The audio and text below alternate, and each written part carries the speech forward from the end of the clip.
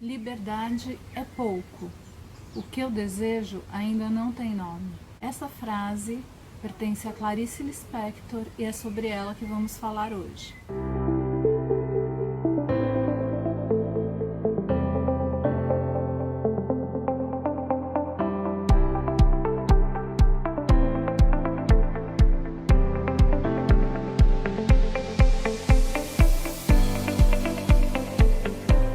Clarice foi uma das mais destacadas escritoras brasileiras e ela é conhecida como escritora da terceira geração do modernismo brasileiro, a geração 45. Clarice nasce na Ucrânia, ela é de família judia, a família dela estava se deslocando em diversas cidades, procurando fazer imigração ou para os Estados Unidos ou para o Brasil. Seus pais vieram, depois de 2 anos, com várias tentativas, conseguiram vir para o Brasil e se dirigiram a Maceió. Muito dessa escritora e do que ela viveu aparece também naquilo que ela escreve. A gente fala aqui sobre a questão de interpretação. Todo escritor, na verdade, ele é um interpretador das coisas, dos fatos, dos acontecimentos, através da sua ótica. A gente falou sobre essa questão da interpretação nos últimos encontros e eu acho que isso é muito importante a gente retomar um pouco para entender, inclusive, a trajetória da própria Clarice. A interpretação ela está intimamente ligada com o entendimento da simbologia dos fatos e das coisas, como você lê e como você entende o mundo. O escritor ele tem, como qualquer artista, o dom de falar sobre aquilo que ele vê, sobre aquilo que ele sente. Cada um tem seu estilo e dentro desses estilos, como a gente também já falou, existem maneiras diferentes de se expressar, com música, com teatro, com arte corporal, com pintura e com a escrita.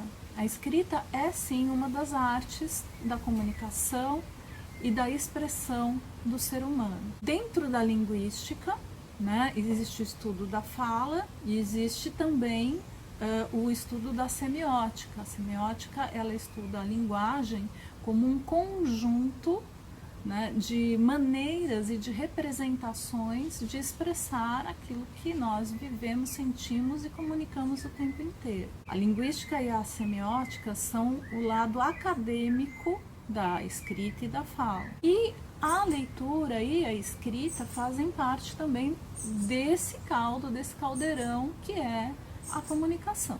Voltando à questão dos nossos textos e dos nossos autores. No contexto histórico, vamos falar sobre o mundo, A gente tem aulas aqui que aproximam a gente aqui em São Paulo, na nossa história mais próxima.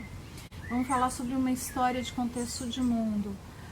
A época que Clarice está linkada, ela não começa a escrever com a geração de 45, mas ela está altamente ligada a essa geração. Clarice ela começa a escrever muito nova, com 10, 12 anos ela já vinha escrevendo. Ela com 19 anos ela fez sua primeira obra literária. O que acontece se a gente cruzar os acontecimentos desde a época da vinda da família da Clarice para Maceió, depois a ida deles a Recife, Pernambuco, Ela passa toda a infância em Pernambuco, depois a família, depois da morte da mãe, vai para o Rio de Janeiro. Desenvolvimento dela em termos de estudo, seu primeiro emprego no Rio de Janeiro, ela ir para a faculdade de Direito, ela começa a trabalhar com redação, ela começa a trabalhar com tradução, Ela traduzia textos ídixes, ela está sempre ligada à língua. E, na verdade, a opção dela de fazer direito é porque ela queria se envolver com questões legais e mudanças de sistemas prisionais. Vamos imaginar uma pessoa que foge de uma guerra, que cresce durante um período da Segunda Guerra Mundial, num país que não é o seu de origem, né, tiveram trocas de nomes, eles ficaram muito pobres, por isso que eles tiveram que sair de lá. É impossível falar rapidamente de Clarice. Eu sou profundamente apaixonada pela escrita dela. A Segunda Guerra aconteceu entre 39 e 45. Então, a partir de 45, marca-se o início da Guerra Fria, que é o período que a gente encontra a geração de 45. O movimento da época buscava criticar a sociedade, contar as coisas que estavam acontecendo e os conflitos que vieram pós Segunda Guerra Mundial. Nesse contexto, a gente tem o trabalho dessa escritora, que é de uma força incrível e de um mundo interno muito grande. Acho que por conta de toda a trajetória dela, ela sempre foi uma pessoa atenta ao externo e com uma ânsia muito grande de entender o que ela sentia internamente e se colocar no mundo. Eu vou ler para vocês um poema dela que fala sobre a questão da lucidez. A lucidez perigosa. Estou sentindo uma clareza tão grande que me anula como pessoa atual e comum. É uma lucidez vazia. Como explicar? Assim como um cálculo matemático perfeito, do qual, no entanto, não se precise. Estou, por assim dizer, vendo claramente o vazio. E nem entendo aquilo que entendo, pois estou infinitamente maior que eu mesma, e não me alcanço. Além do que faço dessa lucidez? Sei também que essa minha lucidez pode se tornar o inferno humano. Já me aconteceu antes, pois sei que, em termos de nossa diária e permanente acomodação, resignada à irrealidade, essa clareza de realidade é um risco. Apagai, pois, minha flama, Deus, porque ela não me serve para viver os dias. Ajudai-me a de novo consistir dos modos possíveis. Eu consisto. Amém. Eu vou deixar o texto para vocês da Clarice lá no Google Classroom e eu queria que vocês lessem. Eu escrevi de uma forma romanceada a vida dela. Todo o seu trabalho como repórter, escritora, narradora, articulista. Então eu narro um pouco essa trajetória dela. E junto com a vida, ela sempre teve uma produção muito grande de textos. Então, pegando esse texto que a gente ouviu e um trechinho do livro A Hora da Estrela, talvez a nordestina já tivesse chegado à conclusão de que a vida incomoda bastante.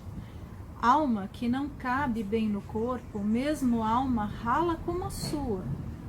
Imaginavazinha, toda supersticiosa, que se por acaso viesse alguma vez a sentir um gosto bem bom de viver, se desencantaria de súbito de princesa que era e se transformaria em bicho rasteiro. Por quê? Por pior que fosse sua situação, não queria ser privada de si.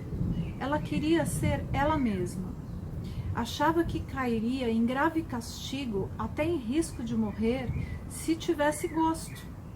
Então defendia-se da morte por intermédio de um viver de menos, gastando pouco a sua vida para esta não acabar.